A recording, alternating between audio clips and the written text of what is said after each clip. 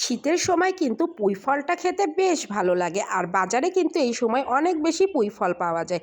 পুঁই ফলকে কোন এলাকায় কী নামে পরিচিত? এখানে আমি পুঁই ফল নিয়েছি 250 গ্রাম, আর এদিক থেকে নিয়েছি পেঁয়াজের কালি আর গোটা কিছু আলু। এখন চলেন রান্নায় চলে যাই। তেলটা গরম হয়ে আসলে তেলের মধ্যে পেঁয়াজের কালি, আলু আর পুঁই ফলটা দিয়ে দিয়েছি। তারপরে স্বাদ মতো লবণ আর হলুদ গুঁড়ো দিয়ে এইটাকে আমি একদম 4 থেকে 5 মিনিট ভেজে নেব, মানে পানিটা মোট কথায় শুকিয়ে আসা পর্যন্ত এটাকে ভেজে নিয়েছি। এটা যখন পানিটা টেনে আসবে ভাজতে ভাজতে, তখন দিয়ে দিব আমি পেঁয়াজের কুচি, রসুন কুচি আর কাঁচামরিচ কুচি। অনেকেই আছে পেঁয়াজ কালি ব্যবহার করলে পেঁয়াজ ব্যবহার করে না, কিন্তু আমি দিই, আমার কেন জানি দিলে ভালো লাগে, এই জন্যই আমি পেঁয়াজটা দিই।